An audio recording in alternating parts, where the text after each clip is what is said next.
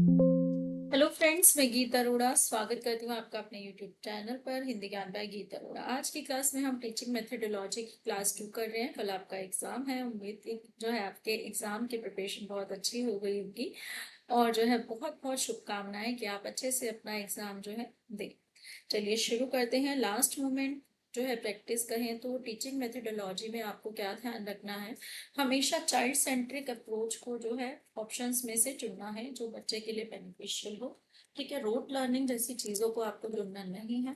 कुछ चीजें conceptual factual हैं, उन्हें आपको साइकोलॉजी का ज्ञान होने पर ही होती है। उम्मीद की उसके लिए आपने पढ़ाई कर ली होगी। तो चलिए शुरू करते हैं। सबसे पहला क्वेश्चन जो हमारे सामने है वो क्या है कि जब शिक्षकों को विषय सामग्री पाठ्यक्रम और डैश का सुरक्षित ज्ञान हो तब कक्षा शिक्षण प्रभावी हो सकता है। किस किस चीज का ज्ञान होना चाहिए? विषय सामग्री क्या है, पाठ्यक्रम है, शिक्षा पहल, एजुकेशनल इनिशिएटिव्स क्या लिए गए हैं शिक्षा को बढ़ाने के लिए, नहीं। क्या पेडागोजिकल प्रोविजंस बनाए गए हैं, नहीं। ये प्रोविजंस क्लास में काम नहीं आने हैं ऐसे। ठीक है, नीतियां पॉलिसीज क्या बन रही है, नहीं। उसको उस समय जब शिक्षक अध्यापक जो है कक्षा में है तब उसे शैक्षिक सामग्री का ध्यान होना चाहिए कि जो वो पढ़ा रहा है, ठीक है, जिस विषय सामग्री के साथ पढ़ा रहा है और पाठ्यक्रम क्या है, इन तीनों का मेल करके उसे शैक्षणिक सामग्री का ज्ञान होना चाहिए। जैसे कल ली शूमैन ने जो है ये विचारधारा सबसे पहले दी थी कि अध्यापक के अंदर ये सब चीजें जो है होनी चाहिए कि उसे हर चीज का ज्ञान होना चाहिए ताकि जो है अध्यापन को वो बहुत अच्छा बना सके। जब पुरुष और महिलाएं समान अधिकारों का उपभोग करते हैं तो इसे क्या कहेंगे भाई? रूढ़ धारणा का मतलब क्या हो गया? स्टीरियोटाइप, यानी कि पुरानी रीतियों के अनुसार चलना, बदलना ना, लड़के लड़कियों को अलग बिठाना। लेकिन यहाँ पर क्या है कि समान उपभोग करना, तो इसका मतलब लैंगिक समानता की बात की जा रही, असमानता की बात नहीं की जा रही, निष्पक्षता की बात नहीं की जा रही। कि क्या की जा रही है? लैंगिक समानता की बात। सरसरी निगाह से देखना और क्रम विक्षण स्कैनिंग, मतलब यानी कि स्कीमिंग एंड स्कैनिंग। आपने जो है अपना ये जब आप सी सी टैट की प्रिपरेशन करते हैं, है ना, तब आपने पढ़ा होगा। ठीक है, जब हम तेजी से पढ़कर जो है जल्दी से कुछ जो है आइडिया निकालना चाहते हैं तो उसे कहते हैं स्कीमिंग। ठीक है, स्कीमिंग। अब स्कैनिंग क्या होता है? जब हमारा कोई विशेष उद्देश्य हो किसी रीडिंग कंटेंट में से कि हमें ये चीज निकाल कर देनी है, तो ये दोनों जो है ना पढ़ने की टेक्निक्स है। एक तेजी से पढ़ना, एक जो है एक विशिष्ट उद्देश्य के साथ पढ़ना कि मुझे ये कंटेंट में से ये चीजें ढूंढनी है। अगला है रिक्त स्थान की पूर्ति के लिए उपयुक्त विकल्प चुने। Listing as many uses of possible common objects like knife और paper is a test for. ठीक है, क्या करा? जो है नाइफ दे दिया और लाइक नाइफ पेपर। नाइफ को हम यहाँ क्या काउंट करते हैं? सीजर्स की तरह देखते हैं, है ना, सीजर्स की तरह देखते हैं। सीजर्स की स्पेलिंग्स ठीक है ना? हाँ ठीक है। तो क्या है यहाँ पर कि सिजर्स और नाइफ दे दिया और जो है पेपर दे दिया, तो क्या करेंगे बच्चे में? आजकल क्या चल रहा है? आजकल क्या चल रहा है? क्रिएटिविटी दिखाने की बात हो रही है। पढ़ाने वाले अध्यापक में भी क्रिएटिविटी हो कि बच्चों के लिए अच्छे अच्छे प्रॉप्स बनाकर पढ़ाए, और जो है पढ़ने वाले छात्र में भी क्रिएटिविटी होनी चाहिए, आर्ट होनी चाहिए। आपने देखा होगा क्लासरूम में बोर्ड्स डेकोरेट करते हैं बच्चे, जो है क्रिएटिविटी दिखाते हैं अपनी, है ना। आर्ट एंड क्राफ्ट की जो है क्लासेस पर बहुत, जो किससे? पेपर और सिजर्स या नाइफ के साथ, है ना। अगला है see the boards responsible for managing the educational system and teacher recognisation are. ये दो बोर्डों की बात हो रही है। तो सबसे पहले क्या है? एक तो हमारा national university of educational planning and administration, ठीक है, इसकी बात है। और एनसीईआरटी है, ठीक है। इनका क्या काम है? ये जो है ना हमारा NUEPA, ये क्या काम करता है? ये करता है प्लानिंग करता है। किसकी? एजुकेशन की प्लानिंग करता है, ठीक है, पॉलिसीज निकालता है, एडमिनिस्ट्रेशन की बात करता है। लेकिन एनसीईआरटी क्या काम करता है? एनसीईआरटी का काम है टेक्स्ट बुक्स निकालना, करिकुलम की बात करना, ठीक है, करिकुलम बनाना बच्चों के लिए स्कूलों में ऑल ओवर जहाँ पर भी एनसीईआरटी का करिकुलम फॉलो होता है। ठीक है, टेक्स्ट बुक करिकुलम हो गया, टीचर ट्रेनिंग प्रोग्राम हो गया, ठीक है, टीचर ट्रेनिंग प्रोग्राम कंडक्ट करती है, और इसके अलावा रिसर्च, ठीक है, रिसर्च का काम भी ये कराती है। तो यहाँ पर क्या हो गया कि मैनेजिंग एजुकेशन सिस्टम और टीचर रिकॉग्नाइजेशन के लिए NUPA और NCERT। खोजी गतिविधियों में छात्रों को सम्मिलित करना उनमें निम्नलिखित में से कौन सा गुण विकसित करने की उपयुक्त कार्यनीति है। मैं आपने मान लो किसी बच्चे को जो है बोला कि ये तुम्हारे पास जो है ये एक्सपेरिमेंट करके आना है तुम्हें। बच्चा क्या करेगा? बच्चा एक्सपेरिमेंट करेगा, अपनी चीजें जुटाएगा, है ना, सब चीजें करेगा, तो क्या होगा उसमें? एक्सपीरियंस होगा, और एक्सपीरियंस उसे क्या देगा? सेल्फ कॉन्फिडेंस देगा। क्या देगा? सेल्फ की मैंने करा है ये, चाहे उसमें वो पास हो, उसका एक्सपेरिमेंट सफल हो ना हो, लेकिन उसका सेल्फ कॉन्फिडेंस जरूर डेवलप होगा। टीम की बात यहाँ नहीं की जा रही, कहीं पर नहीं लिखा है कि खोजी गतिविधियां टीम में की जा रही है। आत्मविश्वास ये मैं बता चुकी हूँ। क्रोध पर प्रबंधन अधिकतर जो है हम योगा इत्यादि से करते हैं, ठीक है, या बच्चों को जो है एजुकेशन अलग तरीके से दी जाए। देखभाल और चिंता की यहाँ क्या है, किसको देनी है देखभाल और चिंता, कुछ लिखा नहीं है। निम्नलिखित विकल्पों में से कौन सा उदाहरण एक अनुशासन और एक विषय का है? देखो ये क्वेश्चन ना थोड़ा सा कंफ्यूजिंग है, ठीक है। अब पहले सोचते हैं अनुशासन क्या है। अनुशासन स्कूल में फॉलो किए जाने वाले अनुशासन से अलग है। डिसिप्लिन एक ना बहुत ही कह सकते हो एक बहुत ही विस्तार वाली, व्यापक अर्थ वाली चीज है। जैसे कि ये हो गया हमारा जीव विज्ञान, हो गया दंत चिकित्सा, दर्शन, मनोविज्ञान, समाज, ये सब डिसिप्लिन है। डिसिप्लिन मतलब जिसमें जिसके अंदर सब्जेक्ट हो, जो पढ़ाया जाता है, ठीक है, और डिसिप्लिन के अंदर सब्जेक्ट्स होते हैं, ठीक है। अब भाषा विज्ञान तो खुद एक डिसिप्लिन है कि इसमें हो सकते हैं, सब्जेक्ट हो सकते हैं, ठीक है, या फिर ये कहें भाषा विज्ञान जो है हम कह सकते हैं एक तरीके की अलग ही स्ट्रीम है। फ्रेंच क्या है? फ्रेंच एक सब्जेक्ट आजकल स्कूलों में बना हुआ है, लेकिन करिकुलम की बात करें तो फ्रेंच एक लैंग्वेज की बात की जा रही है। लेकिन हम जो है अंग्रेजी को एज ए सब्जेक्ट पढ़ाते हैं, ठीक है। अगर ये वाली थ्योरी को देखा जाए तो मनोविज्ञान और अंग्रेजी जो है सीबीएसई सॉरी डीएसएसबी ने इसका आंसर की में दिया था। क्या है कि साइकोलॉजी एंड इंग्लिश जो है एक डिसिप्लिन है, साइकोलॉजी, ठीक है, जिसके अंदर बहुत सारे अदर सब्जेक्ट आ जाएंगे, ये एक डिसिप्लिन है। और इंग्लिश हम स्कूलों में पढ़ते हैं, तो ये क्या हो गया हमारा? एक सब्जेक्ट हो गया, ठीक है। नेक्स्ट है ज्ञान के मूल स्रोत क्या है? प्रकटीकरण, प्रकटीकरण, किताबें और पाठन, अनुभूति अनुभूति और अनुभवजन्य ज्ञान, और प्रतिफल। ज्ञान का मूल स्रोत क्या है? कि ज्ञान कब मिलता है? जब हमें अनुभूति होती है, एहसास होता है। और अनुभवजन्य ज्ञान जो होता है वो सबसे बड़ा होता है। जब एक्सपीरियंशियल लर्निंग की बात की है, आपने देखा होगा बहुत सारे जो हमारे जो है एजुकेशनल साइकोलॉजिस्ट है, वो सब किस पे जोर देते हैं? एम्पिरिकल नॉलेज बोलो या जो है एक्सपीरियंशियल लर्निंग बोलो। बच्चा जो खुद के एक्सपीरियंस से सीखता है वो उसको ज्यादा जो है समय तक याद रहता है। तो ज्ञान का मूल स्रोत जो है अनुभूति और अनुभव जो है। देखो ज्ञान शुरू हो जाता है बच्चे के पैदा होते से ही, लगा लो, है ना। वो क्या करता है? अनुकरण करके सीखता है, खुद का आवाजें सुनता है, खुद खुद जो है अनुभूति करता है चीजों की, तब अपने ज्ञान को बढ़ाता है। इसके बाद है मूर्ति कला डैश उदाहरण है। प्रदर्शन कला कल मैंने आपको बताई थी, नाटक हो गया, नृत्य हो गया, है ना। समकालीन कला जो कंटेम्प्रेरी आर्ट आज फॉलो होता है उसे क्या बोलते हैं? समकालीन कला, जो पुराने समय में नहीं था। रंगमंच स्वरूप थिएटर फॉर्म तो नाटक के लिए हो गया, तो क्या हो गया? दृश्य कला। मूर्ति कला क्या है? दृश्य कला, जिसपे देखो आकार, रूप, संरचना या हमारी इमेजिनेशन को जो है बिल्कुल एक सामने जो है उभार कर रख दिया जाता है, तो क्या है? देखते हैं ना हम उससे, तो क्या हो गया? ये दृश्य कला। सूक्ष्म शिक्षण की सीमाओं में से एक यह है।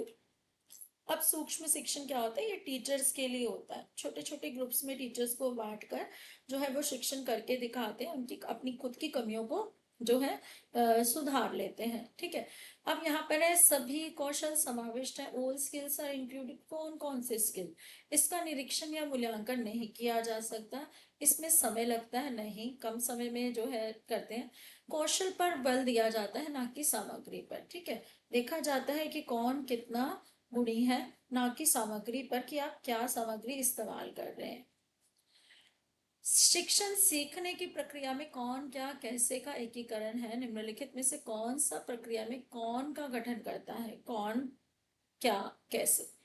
जब हम बच्चे देखो बहुत ही ज्यादा क्या होते हैं, कैसे होते हैं कि वो जानना चाहते हैं चीजों को, ठीक है। कौन क्या कैसे का एकीकरण, टीचिंग लर्निंग प्रोसेस इंटीग्रेटेड है इससे, कौन क्या कैसे से। तो ये है किसको, हु किसको बताता है, अगर बात की जाए तो हु हमारा जो है वो बताता है कि जो है विकास जो है कॉग्निटिव लेवल ऑफ डेवलपमेंट कितना है। ठीक है, क्या बताएगा, हु कौन, ठीक है, क्या बताएगा कि कॉग्निटिव लेवल ऑफ डेवलपमेंट कितना है। करिकुलम के बारे में तो वैसे ही नहीं बता सकता, कंटेंट कौन क्या कैसे में कौन क्या है। ठीक है, कौन की बात तो किसी किसके लिए हो सकता है, कौन किसी रिलेटेड टू ए पर्सन हो सकता है जिसके अंदर जो है किसी चीज का जो है परिवर्तन हो रहा हो, है ना।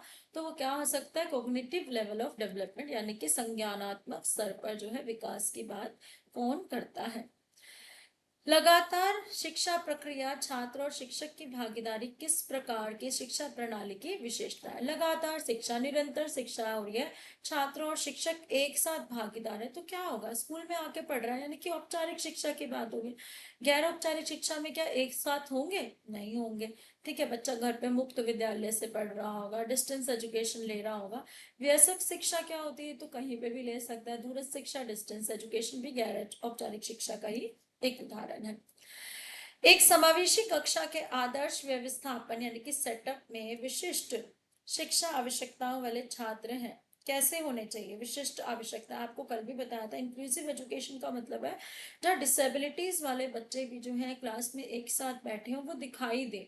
और वो कैसे दिखाई दे ये नहीं, अब यहाँ पर सॉरी मतलब आप यहाँ पर कल वाले क्वेश्चंस के अकॉर्डिंग ये था कि उसमें विजिबल होना चाहिए कि हाँ, ये नहीं कि जो स्कूल मैनेजमेंट में उनके लिए अलग क्लासरूम बना दिया, ये नहीं होना चाहिए, मतलब वो क्लास में प्रेजेंट दिखने चाहिए। लेकिन यहाँ पर क्या अर्थ है, यहाँ पर अलग समूहों में बैठे नहीं, उनका ग्रुप अलग नहीं बताना बनाना, क्योंकि वो दूसरों को देख कर जो है ना अनुकरण करके जल्दी सीखते हैं, सही बच्चों को देख करके। ठीक है, कक्षा में शेष विद्यार्थियों के साथ कक्षा में तितर बितर हो गए हैं, मतलब पहचाने ही नहीं जा रहे। समूहबद्ध है या अन्य छात्रों से अलग किए हुए हैं, बिल्कुल नहीं। विशेष ध्यान देने के लिए विभिन्न कक्षों में बैठे हैं, नहीं। क्या है कि वो शेष विद्यार्थियों के साथ बैठे हैं, लेकिन हम उन्हें क्या कह रहे हैं, समावेशी मान रहे हैं, यानी कि उनमें कोई अंतर नहीं कर रहे, और हम उनमें अंतर तितर बितर होकर बैठ जाना मतलब उन्हें अलग नहीं बिठाया हुआ, हमने उन्हें क्लास में बिठाया हुआ है कि सबके साथ कहीं पर भी बैठकर वो सीख सकते हैं। PSK pedagogy content and knowledge refers to, क्या है, ज्ञान का से क्या तात्पर्य है। तो यहाँ पर जो है ना, अब फिर से वही बात है, डीएसएसपी की कई बार आंसर की आती है तो थोड़ी सी डाउटफुल हो जाती है। हालांकि जो है हर एक साइकोलॉजी का हर एक काम है कि छात्र को जानना है, लेकिन पीएस के पेडागोजी की पढ़ाने का तरीका, कंटेंट और नॉलेज किसको रेफर करते हैं, तो शिक्षण के तरीके को रेफर करते हैं, किसके, शिक्षण के तरीके को रेफर करते हैं कि नोइंग द टीचिंग अप्रोचेस। ठीक है, पेडागोजी बनाते हैं, पेडागोजी क्या है, कंटेंट क्या है, नॉलेज कितनी है। ठीक है, तो क्या है यहाँ पर, शिक्षण के तरीकों को जानना। सीखने की प्रक्रिया में दो चरण सम्मिलित होते हैं, एक प्रारंभिक चरण और दूसरा क्या, अंतिम नहीं। दो चरण कैसे होते हैं, एक तो शुरुआत की, ठीक है, दूसरा शुरुआत में किसी और ने सिखाया बताया जैसे भी क्या, लेकिन दूसरा चरण होता है वास्तविक चरण, रियल स्टेज होती है। ठीक है, उसका क्या काम होता है, रियल स्टेज का काम होता है कि चीजों को जो है ना अपने तरीके से जानना। ठीक है, क्या करना, खुद की कमजोरियों को पहचानना, खुद की जो है जो कह सकते हैं कि कमियां पहचान कर उन पर काम करना, वास्तविक जो है चरण होता है जिसमें हम बच्चा या कोई भी जो सीखने वाला है वो खुद की क्षमताओं और कमजोरियों पर ध्यान देता है। शून्य पाठ्यक्रम वर्णन करता है, ये कल भी था, कल के पीवाईक्यूज में, कि शून्य पाठ्यक्रम क्या होता है, वो पाठ्यक्रम जिसे कई बार जो है अध्यापक जो है पढ़ाता नहीं है ना, कल यही मैंने आपको बताया था कि जो पढ़ाता नहीं है, यानी कि पाठ्यक्रम से जानबूझकर हटा दिए गए हैं। ठीक है, हटा दिए गए हों जो विषय, हटा दिया हुआ, लेकिन उनका कारण कुछ भी हो सकता है, उनका कारण ये हो सकता है, ठीक है, ये भी हो सकता है, कारण ये भी हो सकता है, लेकिन उन्हें हटा दिया गया है, तो उसे क्या कहते हैं, शून्य पाठ्यक्रम। बुद्धिमत्ता को किसके संयोजन के रूप में परिभाषित किया जा सकता है, बुद्धिमत्ता किसे कहते हैं, knowledge and skill, knowledge and experience कह लो, ठीक है, नॉलेज एंड एक्सपर्टाइज कह लो, और नॉलेज एंड एटीट्यूड कह लो, तो ये तो नहीं है। लेकिन स्किल की बुद्धिमत्ता है कि कैसे आई, नॉलेज हुई, ज्ञान हुई, और एक्सपीरियंस कितना है ना। कोई बड़ा भी हो तो हम ये कहते हैं ना कि उसे इतना अनुभव है, उसे ज्ञान है मतलब उसे अनुभव भी है साथ में। सही उत्तर चुने। पढ़ाई से पहले की गतिविधि किन विषयों में विशेष रूप से महत्वपूर्ण है? क्योंकि यह छात्र को भविष्यवाणी और शब्दावली से परिचित कराती है। देखो, यहाँ पर आ सकता है, हमें लगेगा भाषा की शिक्षा की बात हो रही है, भाषा पढ़ा रहे हैं तो भाषा की बात है कि शब्दावली शब्द आ गया, यहाँ पर नहीं। ठीक है, शब्दावली शब्द से हमें भाषा पर नहीं जाना। देखो, आपने देखा होगा, आप साइंस की बुक्स जब निकालते हैं, बच्चों की एनसीईआरटी की आपने बुक्स देखी होगी, जगह जगह प्रैक्टिकल दिए होते हैं, पहले ही दिया होता है चैप्टर नॉलेज के लिए, है ना? क्यों दिया होता है? क्योंकि पढ़ाई से पहले गतिविधि जो है वो क्या करती है, बच्चों को जो है नॉलेज दे देती है कि इस चैप्टर में हमें जो है ये टर्म्स जो है आ सकती हैं जिनका हमें यूज करना है। ठीक है, जिनका हमें यूज करना है। ये नेप जो है ना, उसमें भी इसके बारे में लिखा हुआ है। तो क्या है, वो है हमारा विज्ञान। ठीक है, विज्ञान में प्रैक्टिकल से पहले, पढ़ाने से पहले है ना, छोटे छोटे प्रैक्टिकल बच्चों को करा दिए जाते हैं, जिससे उन्हें जो है शब्दावली, वोकेबलरी भी चैप्टर रिलेटेड जो है पता चलती है, और जो है विषय का जो है बेस भी पता चल जाता है। वाक्य पूरा करने के लिए उपयुक्त विकल्प चुने। डैश है भावनाएं सुनाई देती है, इज व्हाट डैश वह है जैसा भावनाएं सुनाई देती है। तो पेंटिंग से तो सुनने का कोई काम नहीं, नृत्य से भी नहीं है, चित्र से भी नहीं है। अगर क्वेश्चन नहीं भी समझ आ रहा तो किससे है भाई? संगीत से है। संगीत ही तो सुनने के काम आता है, तो संगीत से। रेवंत परिवार का मुखिया है और संपत्ति का नेतृत्व कर और नियंत्रण रखता है, क्योंकि वह निम्नलिखित में से एक सामाजिक प्रणाली का पालन करता है। साम्राज्य, एम्पायर स्थापित कर लेना, नहीं, कोई राजा थोड़ी ना। अनार्ची, अराजकता फैली हुई है, नहीं नहीं। पितृसत्ता, घरों में अधिकतर, हमारे घरों में क्या होती है, पितृसत्ता की बात होती है। ठीक है, कि पिताजी घर के मुखिया होते हैं और जो है वो क्या काम करते हैं, सारा नियंत्रण नेतृत्व अपने हाथ में लेकर चलते हैं। ठीक है, जैसे कल हमने एक ऑनर किलिंग वाला भी क्वेश्चन किया था, सम्मान हत्या की बात भी हमने की थी, तो वो वाले क्वेश्चन भी जो है इम्पोर्टेंट ही है। और जो है इंक्लूसिव एजुकेशन वाले भी जो है इम्पोर्टेंट रह रहे हैं, क्वेश्चन आते ही हैं। छात्र और शिक्षक किस पाठ्यक्रम डिजाइन में परिवर्तन के एजेंट होते हैं? ये वाला क्वेश्चन जो है यहाँ पर आपको जो है खुद से ढूंढना है। क्यों खुद से ढूंढना है? क्योंकि जो है पता तो चले कि आपको जो है, अगर आप इतना भी पढ़ेंगे तो आपको चार चीजें और इसके साथ आपको पता चलने वाली है। तो कुछ क्वेश्चंस मैं आपके लिए छोड़ रही हूँ। अगला है, जब शिक्षण रणनीतियां व्यक्तिगत छात्रों की आवश्यकताओं और रुचियों के अनुरूप लचीली होती हैं, तो ये निम्न में से किसका विशिष्ट उदाहरण है? जब शिक्षण रणनीतियां व्यक्तिगत छात्रों की आवश्यकताओं और रुचियों के अनुरूप लचीली होती है, यानी कि फ्लेक्सिबल है, टीचर जो पढ़ा रहा है बच्चों को ध्यान में रखकर पढ़ा रहा है, तो प्रोजेक्ट मेथड की तो बात हो नहीं रही है यहाँ पर। भाषा शिक्षण की बात नहीं हो रही है।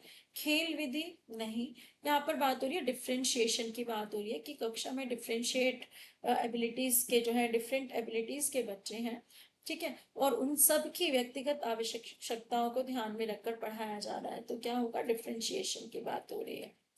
राष्ट्रीय माध्यमिक शिक्षा अभियान किस पहल का एक महत्वपूर्ण भाग और माध्यमिक शिक्षा का विस्तार है? तो देखो, ये है सर्व शिक्षा अभियान, आपको पता है 2009 में चला गया था। पहले जो है ये निर्धारित किया गया था कि प्राइमरी तक की जो है शिक्षा सभी को मिले। फिर आगे जो है इसे माध्यमिक स्तर तक जो है कर दिया गया कि माध्यमिक स्तर तक जो है सभी को पढ़ा लिखा होना चाहिए। तो सर्व शिक्षा अभियान जो है हमारी जो पहल है, जो माध्यमिक शिक्षा में विस्तार है। स्कूल विषयों में 3R का क्या यूज है? अब देखो, 3R बहुत इंपॉर्टेंट है, जिसमें हम क्या कहते हैं, रिसाइकिल, रीयूज, रिसाइकिल, और क्या होता है एक, रीयूज, रिसाइकिल, और एक बार इसको देख लेना, मैं भूल गई एक बार, कई बार दिमाग से निकल जाता है। एक तो ये हो गया हमारा साइंसेस में या एनवायरनमेंट से रिलेटेड हो गया, लेकिन यहाँ पर क्या है, स्कूल विषयों के अध्ययन में जब बात की जाए तो तीन चीजें बच्चों को याद रखनी है स्कूल विषय में। तीन बेसिक चीजें जो आती है, रीडिंग आनी चाहिए, लिखना आना चाहिए, और थोड़ा बहुत अर्थमेटिक एबिलिटीज बच्चे को आनी चाहिए। तो पढ़ना, लिखना और अंक गणित की बात यहाँ पर हो रही है। हालांकि ये तीनों आर से शुरू नहीं हो रहे हैं। ठीक है, ये तीनों जो है आर की साउंड इनमें आ रही है, लेकिन जो है यहाँ पर किसकी बात हो रही है, यहाँ पर जो है रीडिंग, राइटिंग और जो है अर्थमेटिक की बात हो रही है। ठीक है, अर्थमेटिक मतलब गणित, गणित की बात हो रही है, ठीक है। रिड्यूस, हाँ रिड्यूस होता है भाई इसमें, रिसाइकिल, रिड्यूस, ठीक बिल्कुल। अगला है टीम शिक्षण सबसे उपयुक्त तब होता है, टीम में पढ़ाना है, ठीक है। बच्चों को टीम में पढ़ाया जा रहा है, क्यों पढ़ाया जा रहा है? स्थान सीमित हो, बच्चे तो उतना ही स्थान ग्रहण करेंगे जितना जो है करना है क्लास में प्रेजेंट है। तकनीक एक बाधा हो, यहाँ से रिलेटेड नहीं है। स्कूल नया स्थापित होने नहीं, क्या है? जब संसाधन सीमित हो, जैसे मान लो मैंने कल एक्टिविटी के लिए जो है बच्चों से कुछ सामान मंगाया, ठीक है। सामान मंगाया लेकिन बच्चे जो है आधे बच्चे नहीं लाए, ऐसा होता है क्लासरूम में, बच्चे नहीं ला पाते, किसी को याद नहीं रहता या कुछ नहीं होता। तो क्या हुआ? टीम शिक्षण, मैंने बोला टीम में बट जाओ, टीम में बैठ जाओ, और जो है एक दूसरे की हेल्प करके एक दूसरे को अपनी चीजें जो है क्या करा दो, इस्तेमाल करवा दो। तो क्या हुआ? संसाधन जो है लिमिटेड है। ऐसे ही स्कूल में जब बड़े लेवल पर जो है रिसोर्सेज जो है लिमिटेड होते हैं, तब टीम सेक्शन करके जो है रिसोर्सेज की कमी को जो है पूरा कर दिया जाता है। पाठ्यक्रम की कौन सी विशेषता इसे विद्यालयों और समुदायों की विशिष्ट आवश्यकताओं के अनुसार अनुकूल बनाती है? देखो, हर किसी में चाहे कोई भी चीज हो, इंसान हो, भाषा हो, कोई भी चीज हो, उसके अंदर फ्लेक्सिबिलिटी होना जरूरी है, यानी कि समय के अनुसार जो है बदलाव करने की, अपने बदलाव ग्रहण करने की क्षमता होनी चाहिए, ठीक है। बदलाव ग्रहण करने की क्षमता जिसमें है ना, चाहे कोई व्यक्ति हो जो भी हो, जो फ्लेक्सिबल है ना, वो कभी जो है नीचे नहीं गिरता। तो पाठ्यक्रम कैसा होना चाहिए? फ्लेक्सिबल होना चाहिए, ठीक है। इससे विद्यालयों और समुदायों की विशिष्ट आवश्यकताओं के अनुसार अनुकूल बनाती है, ठीक है। उसमें चेंजेस करने हो, कुछ करना हो जाए। यहाँ पर इसका रिलेशन नहीं है, विषय केंद्रित हो पाठ्यक्रम नहीं, अनुभव संचालित हो नहीं। अनुभव संचालन के लिए पाठ्यक्रम की भी जरूरत नहीं है, वैसे तो अनुभव से बच्चे वैसे ही सीख जाते हैं। एक वर्ग की दूसरों पर प्राथमिकता को क्या कहा जाता है? जब एक वर्ग दूसरों पर जो है एक वर्ग की दूसरों पर प्राथमिकता मतलब हमने क्या किया? प्रायोरिटी दे दी, ठीक है। प्रेफरेंस दे दी, प्रायोरिटी या प्रेफरेंस दे दी भाई। इसको जो है हम क्या करेंगे, इस ग्रुप को पहले लेके आएंगे, यानी कि कक्षा में जो है हमने डिवाइड कर दिया बच्चों को, ठीक है। तो क्या होगा यहाँ पर? यहाँ पर क्या होगा हमारा, किसकी बात हो रही है? इसे बोलेंगे बायस होना, ठीक है। जैसे लड़कियों को प्राथमिकता दी या लड़कों को प्राथमिकता दी, ठीक है। तो यहाँ पर क्या है, इसे क्या बोलेंगे? बायस हो जाना। इक्विटी, निष्पक्षता की बात नहीं हो रही है यहाँ पर, प्रेफरेंस एक सेक्शन को दी जा रही है, ठीक है। रूढ़ी स्टीरियोटाइप की बात नहीं हो रही यहाँ पर, लड़का लड़की की बात नहीं हो रही। रूढ़ी अधिकतर लैंगिक असमानता में दिखाई देती है, समानता तो बिल्कुल नहीं है। तो क्या है? पक्षपात का उदाहरण है। Photography is an example of, देखो इसका जो है दो आंसर बनते हैं। अगर टीएसएसपी ने जो आंसर दिया वो दिया समकालीन कला, कला मतलब नए जमाने की कला जो आर्ट चल रही है ना, जो भी काल है, समकालीन आर्ट। फोटोग्राफी पहले तो नहीं थी यार, लेकिन ये दृश्य कला का भी उदाहरण हो सकता है, ठीक है। लेकिन हम डीएसएसबी के साथ जा रहे हैं, इसे क्या बोल रहे हैं? Contemporary art. Self actualization and aesthetic needs are part of according to Maslow's hierarchy, हाँ इसे क्या बोलते हैं? हियरार्ची ऑफ नीड्स। मास्लो की आवश्यकताओं का पदानुक्रम में स्व प्राप्ति और सौंदर्यात्मकता आवश्यकताएं किस श्रेणी में आती है? तो ये किस में आएगी? स्व विकास की आवश्यकताओं में आनी चाहिए। अगर जो है इस क्वेश्चन में मुझे खुद थोड़ा सा डाउट है, अगर आपको आंसर पता हो तो कमेंट में लिख सकते हैं। पाठों को पढ़ने और प्रतिबिंबित करने का मुख्य उद्देश्य क्या है? कि पाठ को पढ़ना और प्रतिबिंबित करना, यानी कि ग्रहण करना, ठीक है। Main aim of reading and reflecting on text is to enhance, भाषा दक्षता बढ़ाना, भावनात्मक बुद्धिता, सामग्री का ज्ञान, सामाजिक कौशल नहीं, क्या है? इमोशनल इंटेलिजेंस, या फिर हाँ इमोशनल इंटेलिजेंस की बात हो रही है, लैंग्वेज कॉम्पिटेंसी की बात नहीं की जा रही है यहाँ पर। लिसनिंग, स्पीकिंग, रीडिंग, राइटिंग, ये क्वेश्चन सुधारने के लिए हैं। These are to improve dash skill. तो रीडिंग, राइटिंग, इनको इसी क्रम में पहले बच्चा जब पैदा होता है सुनता है, अनुकरण करता है, बोलना सीखता है। जब बोलना सीखता है उसको स्कूलों में भेजा जाता है, पढ़ना सीखता है, और फिर जब पढ़ना आता है थोड़ा थोड़ा तो लिखना सीखता है। तो ये क्या है? हमारे भाषा के चार कौशल हैं। ग्रोथ का तात्पर्य क्या है? देखो, वृद्धि और विकास, ये आपने पढ़ा होगा, वृद्धि और विकास। डेवलपमेंट जो होती है गुणात्मक होती है, ठीक है, गुणात्मक फैक्टर के साथ चलती है। और वृद्धि जो है हमारी मात्रात्मक होती है, ठीक है, मात्रात्मक, जिसे मापा जा सकता है। तो ग्रोथ क्या है, तात्पर्य क्या है? संरचनात्मक और शारीरिक परिवर्तन है, ठीक है। अब ऊंचाई और वजन में वृद्धि, शारीरिक जो है और कोई परिवर्तन नहीं होगा, अपरिपक्वता और इमेच्योरिटी, व्यवहार नहीं। संरचना कैसी हो रही है शरीर की, शरीर में क्या क्या परिवर्तन हो रहे हैं, वो क्या है? ग्रोथ है। दिए गए विकल्पों में से सीखना वह विकास है जो डैश से आता है। काम और उपयोग, अभ्यास और प्रयास, शिक्षण और प्रयास, पढ़ना और लिखना नहीं। हमारी संकुचित धारणा क्या कहेगी? पढ़ो पढ़ो लिखो, बच्चों को यही बोलते रहते हैं, पढ़ो लिखो पढ़ो लिखो। लेकिन एक्चुअली ये नहीं है। क्या है यहाँ पर? Exercise and effort. क्या है? Exercise and effort. अगर इसको व्यापक स्तर पर देखें तो सीखना कौन सा विकास है कि एक्सरसाइज करे और प्रयास करे, ठीक है। सीखना किससे आता है? लगातार प्रयास और अभ्यास से आता है। वह व्यक्ति जो जन्म से श्रवण बाधित नहीं है लेकिन बचपन में जल्दी सुनने की क्षमता खो देता है, उसे क्या कहते हैं? तो उसे क्या कहते हैं कि बर्थ से तो नहीं है, यही बोला, आफ्टर बर्थ डेफनेस नहीं, पोस्ट लिंगुअल नहीं, इसे कहते हैं प्री लिंगुअल डेफनेस। मतलब भाषा सीखने से पहले ही उसको जो है बहरापन आ गया, ठीक है। उसका भाषा सीखने का टाइम था लेकिन क्या हुआ, उसको क्या हो गया, जो है पहले ही प्रीलिंगुअल स्टेट में जो है उसको बहरापन आ गया। एक समावेशी स्कूल की कौन सी विशेषता नहीं होनी चाहिए? समावेशी स्कूल, इंक्लूसिव एजुकेशन वाला जो स्कूल है, अभिभावकों की भागीदारी बिल्कुल होनी चाहिए कि अभिभावक जो है बच्चों को मना ना करे। घर में जब बच्चा आए कि तुम्हें ऐसे नहीं पढ़ना, इस बच्चे के साथ नहीं बैठना, इसके साथ नहीं बैठना। वेलकमिंग एटीट्यूड, स्कूल का माहौल नहीं, क्या नहीं होना चाहिए? असहयोगी व्यवहार नहीं होना चाहिए कि कोई डिसेबिलिटी वाला बच्चा है और हम उसकी हेल्प ना करें, तो ये नहीं होना चाहिए। निम्न में से कौन सा भाषा सीखने का प्राथमिक कौशल नहीं है? देखो क्या बोला, भाषा के कौन से कौशल है? सुनना, बोलना, लिखना, पढ़ना। सुनना, बोलना, लिखना, पढ़ना, ठीक है। इससे शुरू होती है हमारी मौखिक भाषा, ठीक है, और ये क्या होती है? हमारी लिखित भाषा, ठीक है। ये लिखित भाषा के हैं, कह सकते हैं, क्या बोलेंगे, लिखित भाषा के चरण है सीखने के, और वो मौखिक भाषा के चरण है, ठीक है। तो यहाँ पर देखना नहीं है, देखना जो है हमारे कौशलों से संबंधित नहीं है। कौन सा रंग पुरुषार्थी माना जाता है? भाई देखो, boys avoid wearing which colour? Pink, है ना? क्यों? They know this colour is for girl. और एक्चुअल में भी ये जो कलर है ये स्त्रीलिंग है। कैसा है? स्त्रीलिंग है।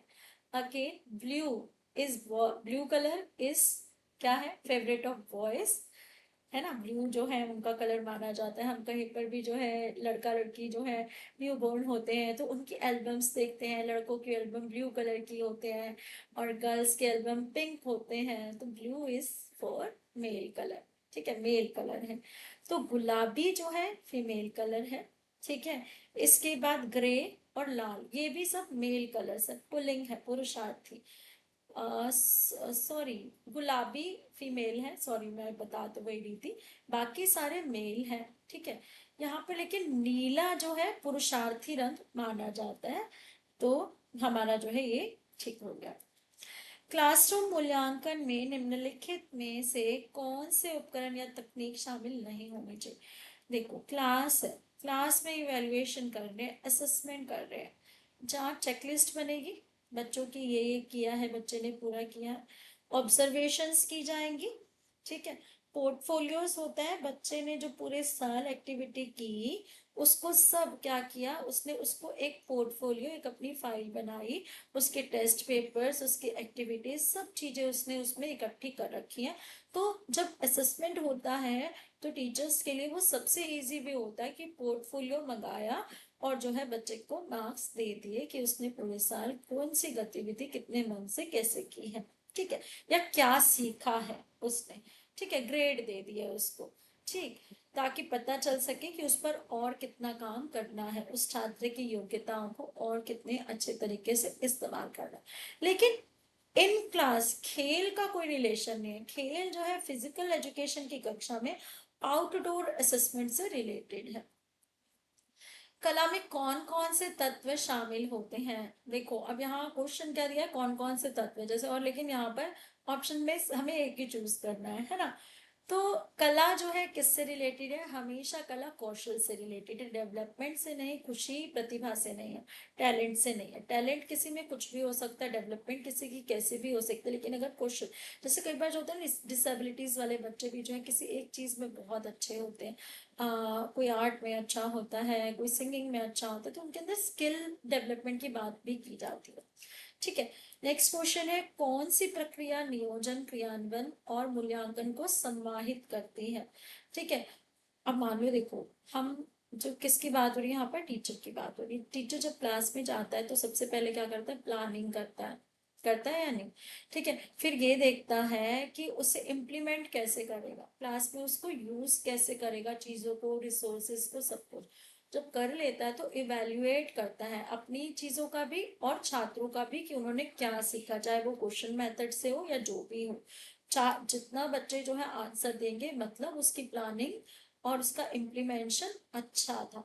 तो ये किसके हैं? ये है शिक्षण के। किसके हैं? शिक्षण को समाहित करते हैं।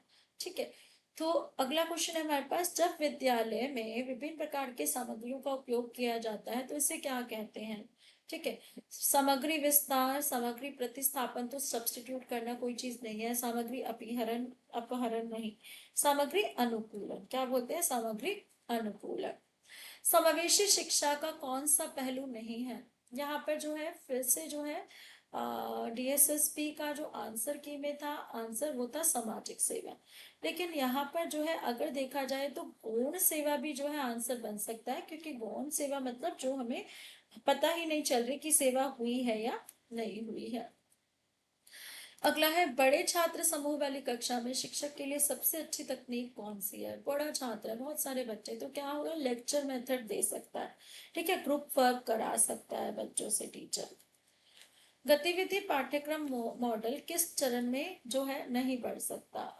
आपने कोई एक्टिविटी प्लान की है तो प्राथमिक चरण जो है के ऊपर जो है किस चरण में ऊपर नहीं, अब पहली क्लास में वो आगे नहीं जाएगा, बच्चों को बताना पड़ेगा, फिर आगे जाके जो है ना उससे बच्चों का इंटरेस्ट डेवलप होगा, तब आगे जाके जो है बच्चे उसको पूरा करेंगे।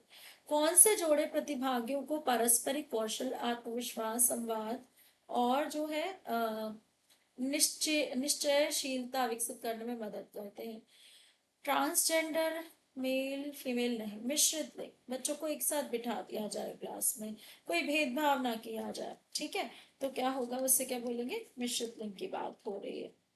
अगला क्वेश्चन है, बिना संचार के लोग क्या करेंगे? बिना संचार, संचार नहीं है, कम्युनिकेशन नहीं है, एक दूसरे की प्रशंसा नहीं कर सकते हैं, एक दूसरे से बात नहीं कर सकते, एक दूसरे को समझ नहीं सकते हैं, या फिर जो है एक दूसरे से बातचीत कर सकते हैं। तो यहाँ पर क्या होगा? यहाँ पर क्या नहीं कर सकते? बिना संचार के लोग एक दूसरे के साथ जो है बात नहीं कर सकते, है ना। संचार का क्या मतलब होता है? एक दूसरे से बातचीत ना कर, मतलब बातचीत करना, अगर नहीं होगा तो बातचीत नहीं कर सकते।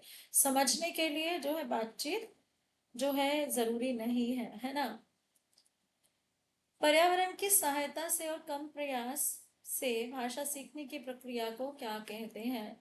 भाषा उपकरण, भाषा सामग्री, भाषा अधिग्रहण, भाषा अर्जन बोलो इसको। ठीक है, क्या बोल सकते हैं? अर्जन या भाषा अधिग्रहण। ठीक है, दोनों की बात हो सकती है। पाठ्य पुस्तक का उपयोग किस रूप में किया जाता है? राइटिंग के लिए, पाठ्य पुस्तक का पठन के लिए, मनोरंजन के।